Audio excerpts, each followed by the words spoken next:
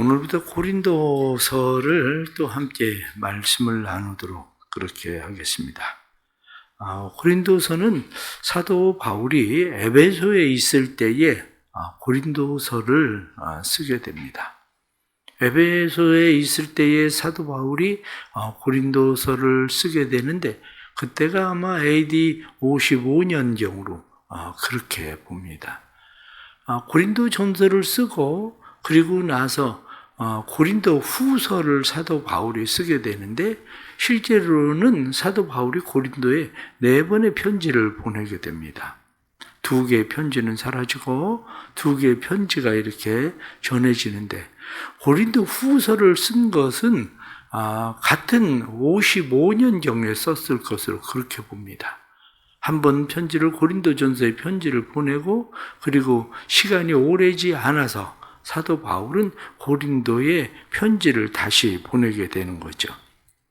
고린도라고 하는 그 도시는 사도 바울이 AD 50년경에 전도를 한 그러한 곳입니다.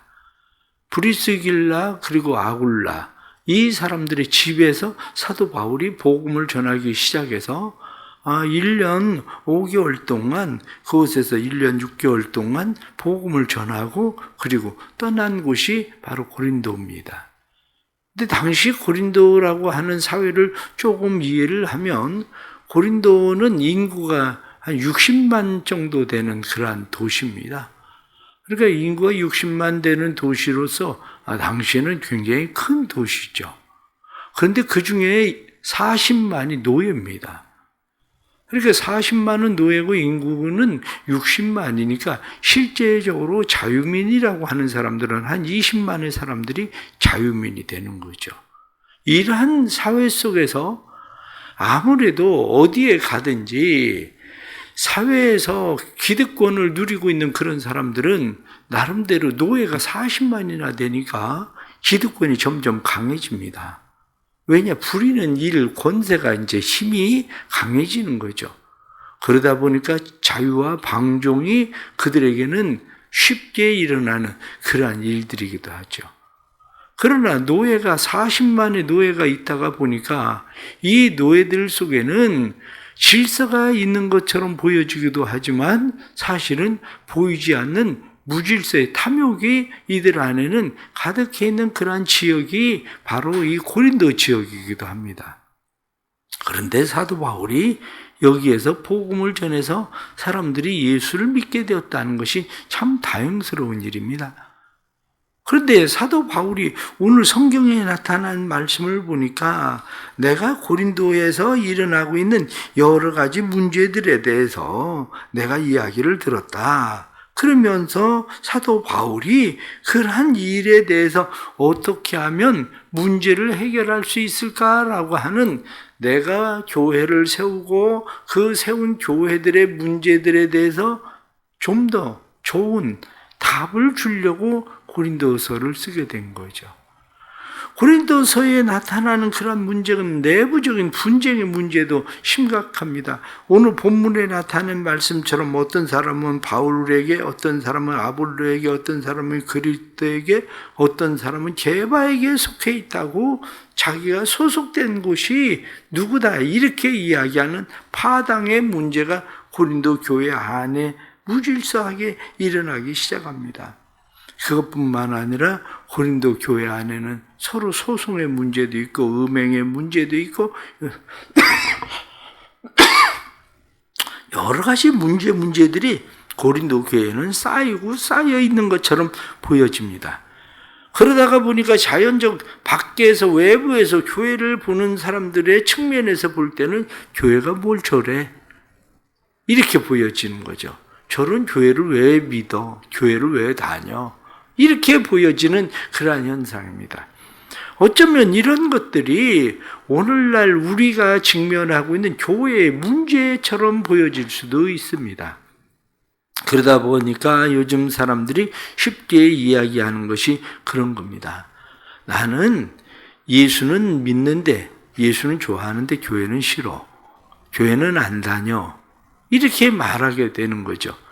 그러나 그것은 오늘 본문에 나타나는 말씀을 보면 교회가 무엇인가를 잘 알 수 있는데 교회를 이해하지 못해서 그렇습니다.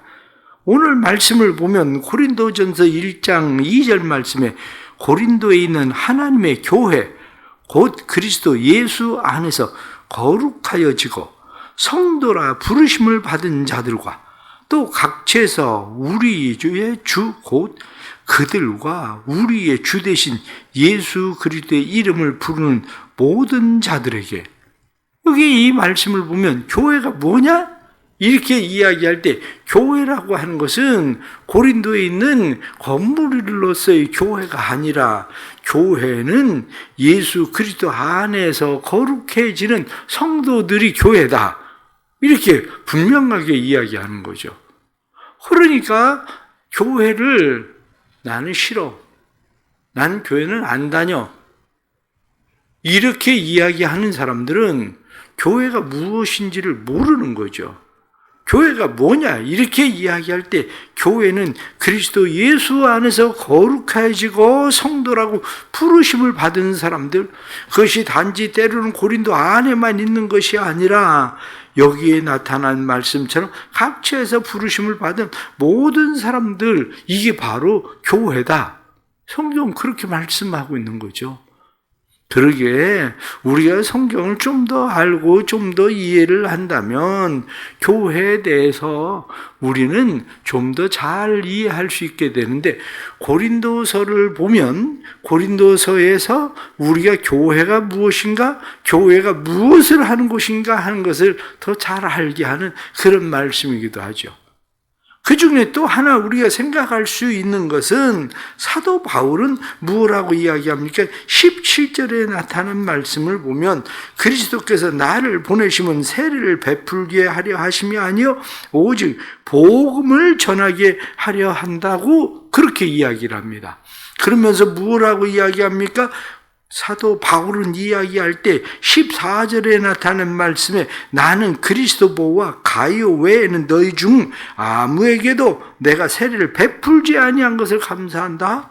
16절에 나타난 말씀 보면 내가 또한 스데바나 집 사람에게 세례를 베풀었고 그 외에는 다른 누구에게도 세례를 베풀었는지 알지 못하노라.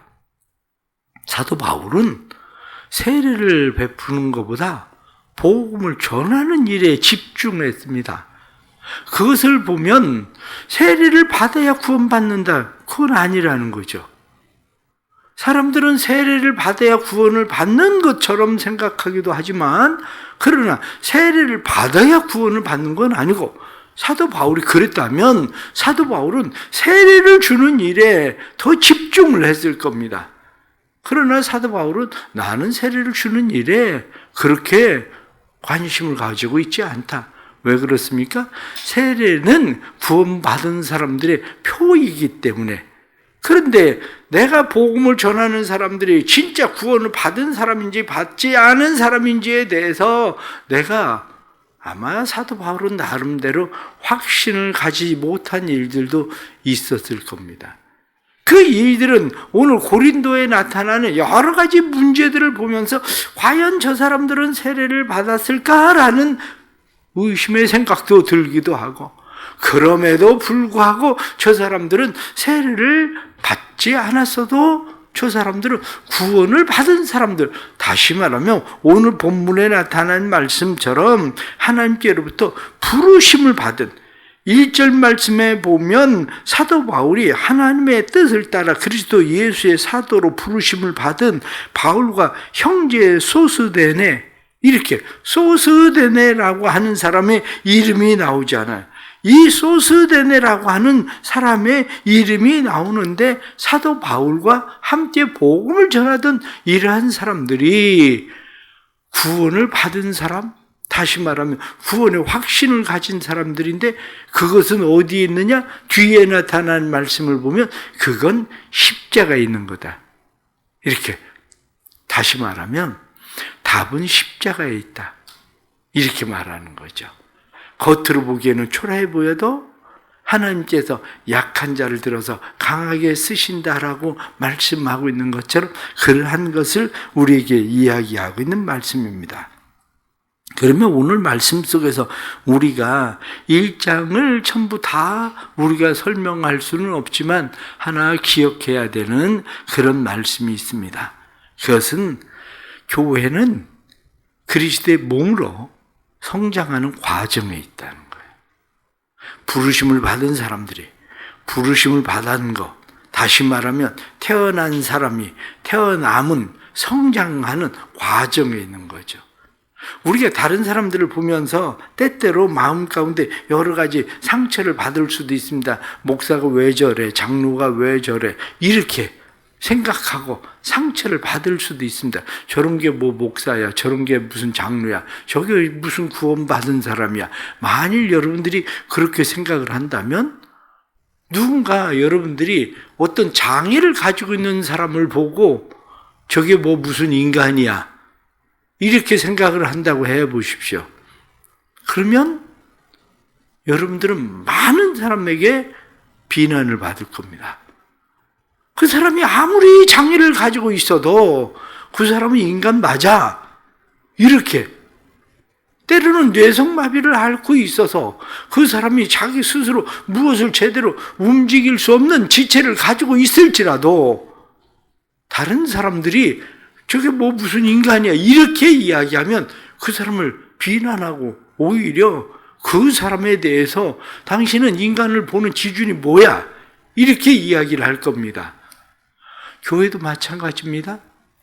교회를 볼 때 사람들은 교회를 때로는 교회의 부족함, 교회의 잘못하는 실수, 교회의 연약함 이런 모든 것들을 보면서 저런 게 무슨 교회야 이렇게 이야기하고 싶을지 모르지만 그러나 그것은 그럼 교회를 기준을 무엇을 가지고 교회라고 이야기하는가? 이렇게 이야기할 때 아, 내 생각이 잘못된 거구나. 왜? 내 기준점이 잘못된 거거든요. 말씀에 나타나는 것처럼 교회는 뭐냐? 이렇게 얘기하면 그리스도 예수 안에서 부르심을 받은 사람들이 부르심을 받고 그 가운데서 거룩해져서 성도라고 부름을 받는 그 모임이 바로 교회다. 이렇게 말하는 거죠. 과정입니다. 교회는 주님이 오시는 날까지 과정 속에 있는 겁니다. 나도 주님이 오시는 날까지 과정 속에 있는 거고 그리스도의 지체로서 좀 더 온전해지기를 원하는 과정 속에 우리는 있다. 그것을 우리는 깨닫게 되는 것입니다. 그래서 우리는 예수 그리스도의 나타나심을 기다리는 그날까지 어떻게 하면 더 견고해질까? 책망할 것이 없을까? 그래서 말씀 6절 말씀부터 보면 그리스도의 증거가 너희 중에 견고하게 되어 너희가 모든 은사의 부족함이 없이 우리 주 예수 그리스도의 나타나심을 기다리라. 주께서 너희를 우리 주 예수 그리스도의 날에 책망할 것이 없는 자로 끝까지 견고하게 하시리라. 우리가 견고해지는 것, 주님의 오시는 날까지 우리 안에 분명한 기다림의 견고함, 그것을 다시 말씀을 드리면 성장하는 과정 속의 견고함, 바로 그거죠. 점점 더 견고해지는 것. 기다림, 예수 그리스도께서 오실 때까지 다른 사람들이 그리스도의 지체라는 교회라는 것을 바라보면서 기다림, 그것은 우리에게 몇 가지 중요한 것을 가르쳐 줍니다. 그것은 사람이 기다린다는 것은 계절을 아는 지혜예요. 기다림을 생각해 보세요. 겨울엔 무엇을 기다립니까? 씨 뿌릴 때를 기다려요. 씨 뿌릴 때를. 그러면 봄에 씨를 뿌린 사람은 무엇을 기다립니까? 가을에 열매를 거둘 때를 기다려요. 다시 말하면 기다림은 우리로 하여금 계절을 아는 지혜라. 이렇게 볼 수 있는 거죠. 아이들은 어떻습니까? 아이들이 태어나면 바로 어른처럼 행동합니까? 아이들은 끊임없이 기다려요. 아이들이. 심지어는 애들이 다 커서 성인이 되었을 때도 부모는 자기 자녀에게 뭐라고 이야기합니까? 너도 애 낳고 키워봐. 그 얘기는 나는 네가 애 낳고 키울 때까지 나는 기다릴 거야. 그러면 네가 그때 내 마음을 알 거야. 이 얘기하고 있는 거잖아요. 마찬가지로 그리스도인들은 계절을 아는 지혜가 필요합니다. 성도들을 바라보면서 저 성도가 지금 성장하고 있는 과정 속에 있다는 것을 아는 지혜가 필요한 거죠. 그런데 우리는 그들을 바라볼 때 마치 그가 다 성장한 사람인 것처럼 우리는 대하다가 보니까 결국에는 스스로 실망하고 낙심하는, 그래서 그 사람을 교회로 취급하지 않는 그런 경향들이 생기는 거죠. 그러나 다른 사람들이 나의 계절을 보는 것처럼 나도 다른 사람의 계절을 보면서 기다릴 줄 아는 것, 이것이 교회 안에 필요하다. 그런 거죠. 때로는 목사는 어떻습니까? 목사는 처음부터 뭘 전부 다 잘합니까? 지금도 저도 계속해서 제가 수십 년을 했어도 지금도 깨닫고 그래가면서 가고 있는 과정 속에 있는데, 그런데 성도들이 오죽하겠습니까? 그러니 모든 성도들의 마음속에는 계절을 아는 지혜가 필요한 것을 깨닫고, 기다림이라고 하는 것은 계절을 아는 지혜구나, 그런 마음을 가질 수 있기를 바랍니다. 계절을 아는 지혜를 가지고 있다면 배려하십시오. 왜냐하면 계절을 아는 지혜를 가지고 있는 사람이 배려하지 않으면, 다시 말하면 겨울을 만난 사람이 봄을 기다린다는 것은 인내하는 겁니다. 봄을 기다린다는 것은 무조건 씨를 뿌려야 되는 것이 아니라 아직 씨를 뿌릴 땅이 되지 않았기 때문에 씨를 뿌릴 땅이 될 수 있도록, 그 마음이 녹을 수 있도록, 그리고 그 마음에 새 생명이 움틀 수 있는 따뜻한 기운을 가질 수 있도록 인내하는 겁니다. 배려하는 겁니다. 신앙생활은 다른 사람들을 향해서 배려하고 인내하는 겁니다. 그런데 우리는 누구에 대해서 배려하고 인내하려고 하는 마음들이 부족하죠. 다른 사람이 나에 대해서는 좀 더 많이 배려해 주기를 바라고, 그리고 나에 대해서는 기다리고 인내해 주기를 바라면서도 우리는 다른 사람들에 대해서 배려하고 인내하려고 하지 않습니다.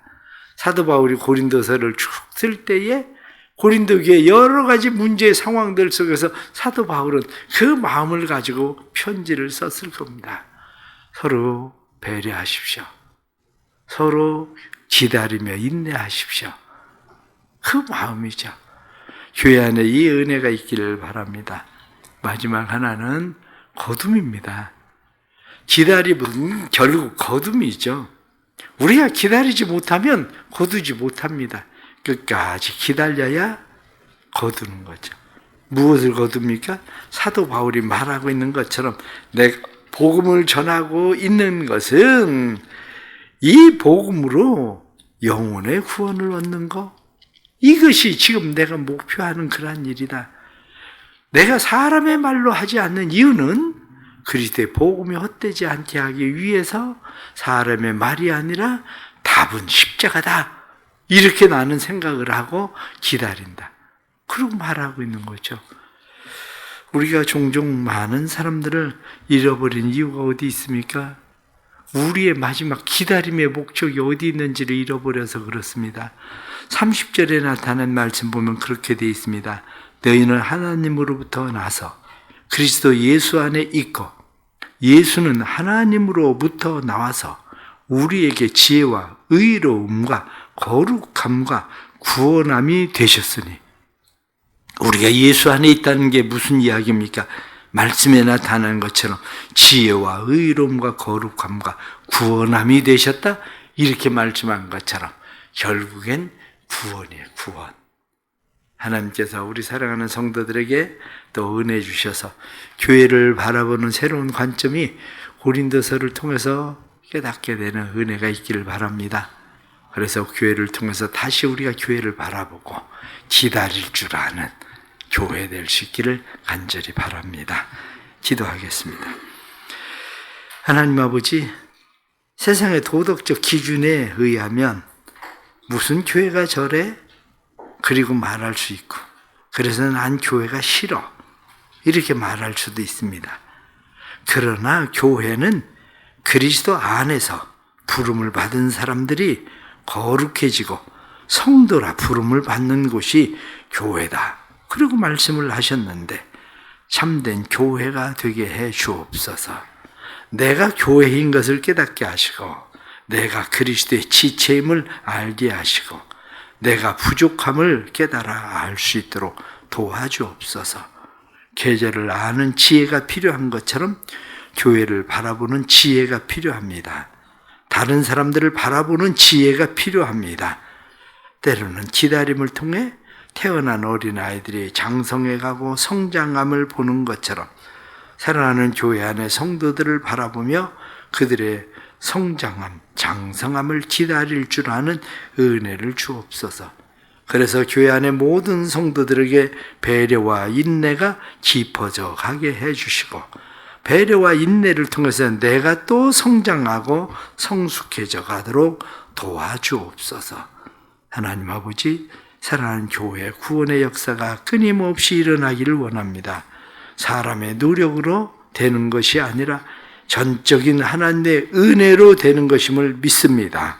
십자가의 도가 헛되지 아니하도록 십자가의 능력이 구원하는 것을 믿사오니, 십자가의 구원의 능력이 살아가는 모든 성도들의 삶에 일어나게 하여 주옵소서. 특별히 믿지 않는 가족들에게 은혜를 베풀어 주옵소서. 믿지 않는 가족들이 교회에 대한 바른 이해가 생기게 하시고, 교회에 출석하다가 출석하지 않는 사람들이 교회에 대한 바른 이해가 생기게 해주시고, 그래서 교회에 대한 바른 이해를 통해 이들이 하나님의 나라를 함께 세워가는 그리스도의 건강한 지체로 세워지는 은혜가 임하게 해 주옵소서. 교회, 우리 교육부서에 은혜를 주시기를 원합니다. 다음 세대를 위해 수고하고 애쓰는 교사들에게 은혜를 베풀어 주옵소서.